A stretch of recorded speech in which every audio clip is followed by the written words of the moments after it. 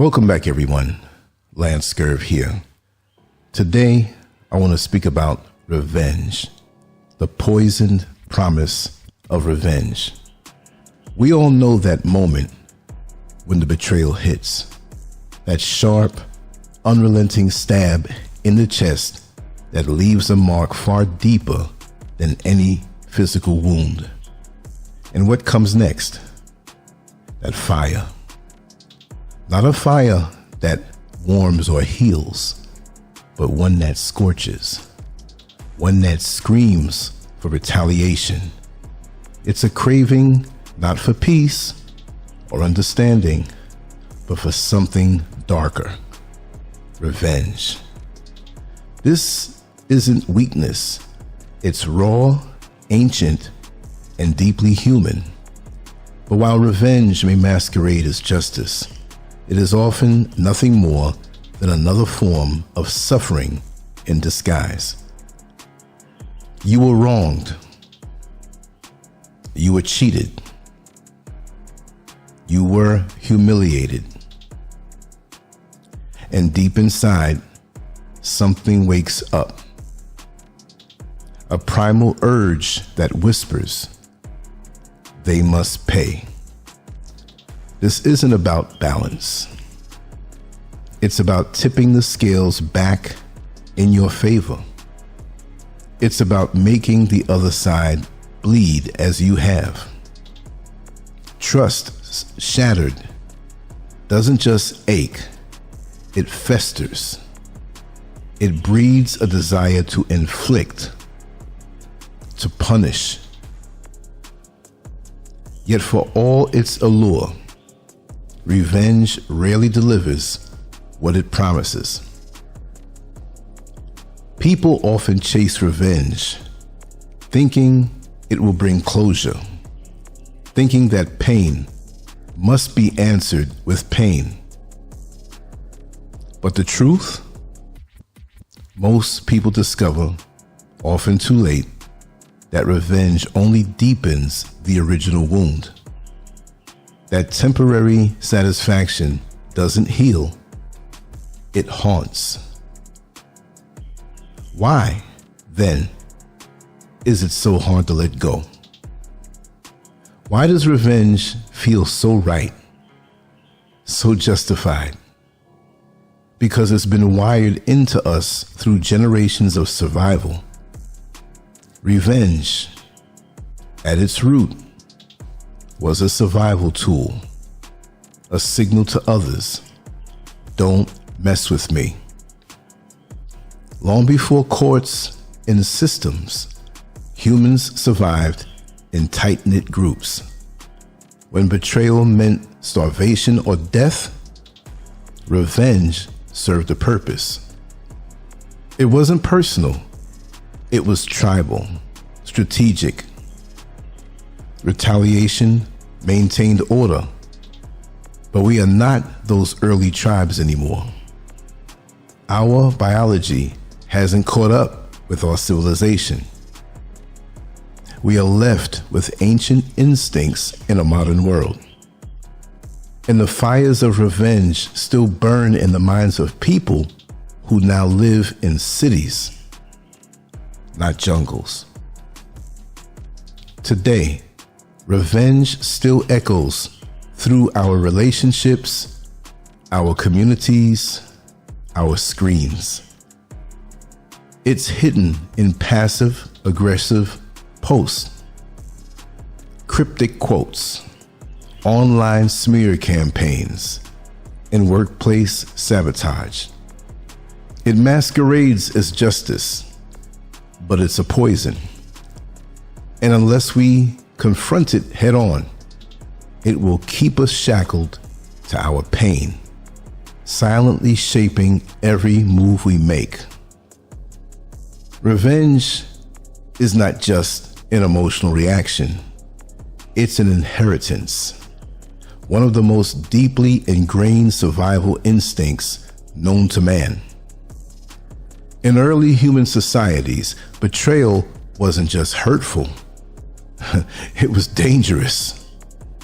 If someone in a small tribe of 30 stole food or injured a member without consequences, it signaled weakness. And weakness meant vulnerability. Revenge in that context made sense. A violent response, public humiliation, or exile served as warnings. Break the code and face the consequences. Social order depended on it. Anthropologists have found rituals around revenge in many indigenous cultures. It wasn't petty, it was protocol. But fast forward to now, and our world doesn't function the same way. We live in vast, complex societies with laws and systems, however flawed they may be. Yet our brains haven't gotten the memo. The same fire that once ensured group survival now fuels tweets, screenshots, and psychological warfare. Science backs up what many of us feel in our gut. Revenge feels good, at least at first. Brain imaging has shown that contemplating revenge activates the caudate nucleus, the same region that lights up when we taste something sweet. Thinking about payback releases dopamine. It gives us a high, but it's short-lived. It tricks us. What's worse, the more we dwell, the deeper the trap becomes. Studies show that those who ruminate on revenge prolong their pain. Our brains chase temporary satisfaction even when it leads to long-term suffering. It's a cruel irony. The more you feed the beast, the stronger it grows. Revenge becomes less about the person who hurt you and more about the pain you're refusing to release. One of the most dangerous lies revenge tells us is that it will bring closure, that once we get even, we'll be free. But experience shows otherwise. Think of someone who was cheated on. They expose their partner, cheat back, and hope the pain goes away. But it doesn't. Why? Because revenge doesn't erase what happened. It just drags it out. You remain psychologically tethered to the person who hurt you. You're still reacting to them, letting their actions shape yours. They continue to live in your head. The more you center your life around payback, the more you lose sight of your healing. You don't become whole, you become hollow. Even in formal justice systems, victims often report feeling unfulfilled after the offender is punished, because punishment isn't healing. True closure doesn't come from seeing someone suffer. It comes from refusing to suffer any longer. It comes when you choose peace over power plays. Revenge has evolved. It wears masks now. In the age of social media and instant communication, revenge is a screenshot, a subtweet, a story aimed at the one who wronged you. It's curated perfection designed to sting. It's ghosting with a purpose. It's indirect warfare dressed as moving on.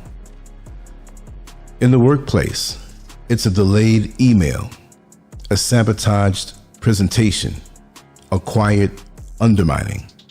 It's payback without fingerprints. And it's everywhere. But just because it's subtle doesn't mean it's harmless. It keeps you locked in the same cycle. It's bondage, not justice. Technology has amplified revenge. One viral post can destroy reputations. One trending topic can cancel careers. But at what cost? The emotional toll remains. The satisfaction is fleeting, and healing remains as distant as ever. Revenge seduces us when we're at our lowest. It whispers promises of control, closure, and justice. But these are illusions, because revenge doesn't set you free. It ties you tighter to the very pain you want to escape. Every act of vengeance is a choice to remain connected to the offender, a choice to let their actions dictate your next steps. It feels like strength, but it's just another chain. Healing requires something harder, something braver. Letting go. Not because you're weak, but because you value your peace more than proving a point. Letting go doesn't mean forgetting or excusing. It means choosing not to let the pain steer your future. We don't need more destruction. We need more discipline, more clarity, more courage to walk away from the fire. Revenge might give you a moment of satisfaction, but it will never give you back your power. So the next time that fire rises, ask yourself, do I want to be right or do I want to be free? Because one keeps you chained to your past and the other sets you on a path to reclaim your peace. Choose peace. Choose freedom. Let the fire die out. I hope you enjoyed my expressions. Thank you for being here. I'm on to the next one. Lancescurv out. I love you all. Peace. Lancescurv.com. Bold, raw, and uncut.